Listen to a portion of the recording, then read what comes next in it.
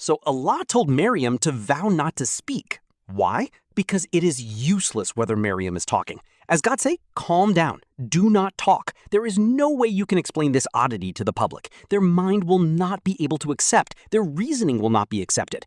The important thing is, you do not need to talk. It is not your job to explain, because there is no way you can explain. So God ordered Maryam to be quiet. Sometimes we have a problem. We want to explain, but people cannot accept. Yes, it does not need to be explained. Be quiet, especially cases like Maryam bint Imran. Then Allah explained how the test faced by Maryam. Maryam chapter 19 verse 27. فَأَتَتْ بِهِ قَوْمَهَا تَحْمِلُ.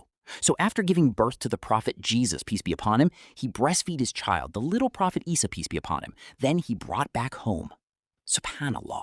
Gosh, this is Maryam, who is known as a pious woman, who devoted herself to the Al-Aqsa Mosque, who has never even known a man, who has never been touched by a man, which has been missing all this time. We thought he worshipped. Apparently he committed adultery. Maryam faced a severe test, so she brought his child he carried. People began to deny. Maryam chapter 19 verse 27. قالوا يا مريم لقد جئت شيئا فريا. O Maryam, truly you have committed a very great denial. Maryam chapter 19 verse 28. يا أخت هارون ما كان أبوك امرأ سوء وما كانت أمك بغية. How can you be like this, O sister Aaron? How come it is like that? Your father is not a bad person. Your mother is also not an adulterer. How can you do this? How you can be like this? Whose father? Imran. His father is Imran, leader of the priests. Her mother is a pious woman, known by the public. How can you be like that? This argument reinforces that fruit does not fall far from the tree. That is an Indonesian saying. And that has a point, because children grow up with the education of parents, and the influence of parents is very large. Said the Prophet sallallahu alaihi wasallam, كل مولود يولد على الفطرة فأبواه يهودانه أو ينصرانه أو يمجسانه. Every child is born in a state of nature. His parents change him to be Jewish or Christian or Magus. The influence of parents is very large. If parents at home often lie, their children will later become liars. If parents at home often raise their voices, their children will also like to shout. If the father is stingy, his son is also stingy. This in general, but it does not have to be that way. But in general, the fruit does not fall far from the tree. Therefore, Maryam could not answer. They asked, why do you have children? Maryam, why do you have children? God already said, do not talk. You have vowed that you will not talk to anyone. No other way. Maryam said, ask my child. She does not say, but she is hinting that you ask his son, Prophet Jesus, peace be upon him. Maryam, chapter 19, verse 29. قالوا كيف نكلم من كان في المهد صبيا. They said, oh Maryam, do not be so strange. How can we talk to children who are still breastfeeding? This Maryam is strange. Now it turned out like this, telling to talk to a child. Imagine, we might be stressed if we are in that situation, but Allah knows Maryam is able to face the test. So heavy the exam, to the extent that we mentioned he dreamed she died before the coming of this exam, because he was worried she could not face the human words about her pride. Finally, they said, how can we talk to the child you are still nursing, you are still carrying? And then the miracle happened. This was the moment when Allah directly defended the honor of Maryam. Suddenly, Prophet Isa, peace be upon him, said, Prophet Isa, peace be upon him, speaking. Maryam chapter 19 verse 30. Qala inni Abdullah, atani al-kitab wa ja'alani nabiyya.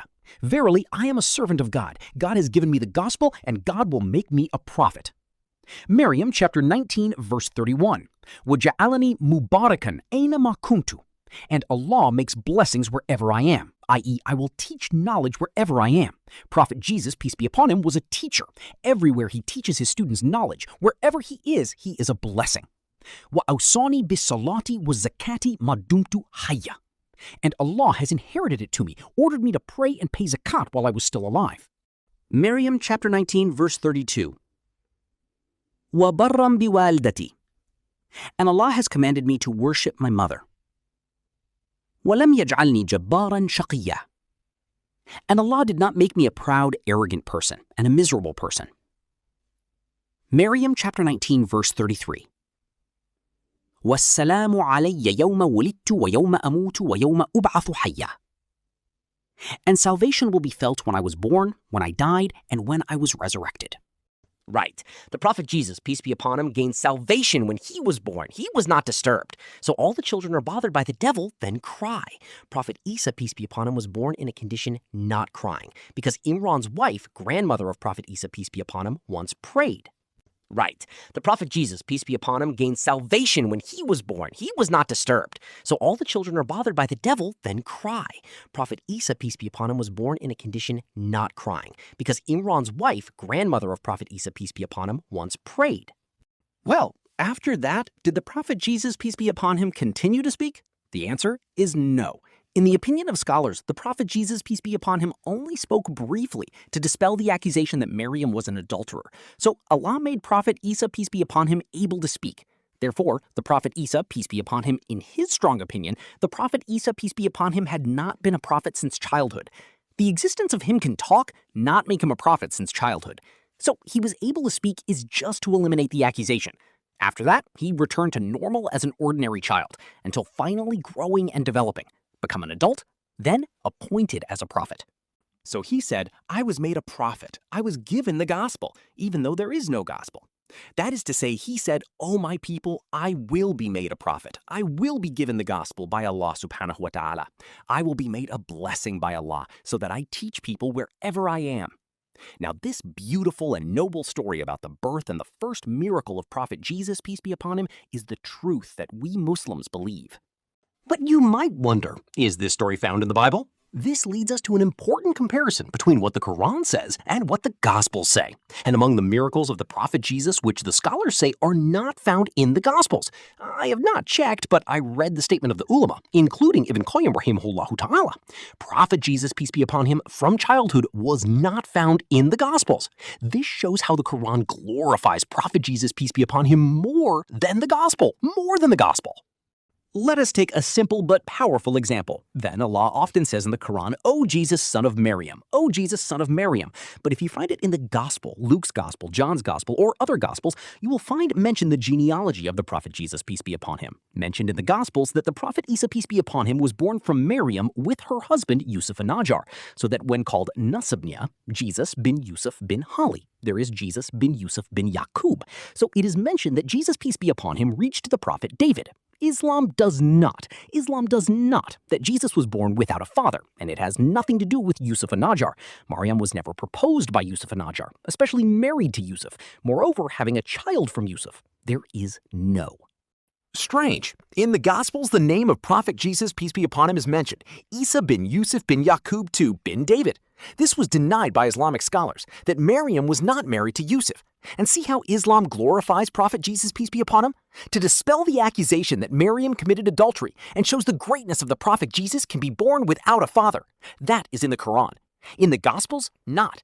In fact, it is called having a father. It is said he has a father.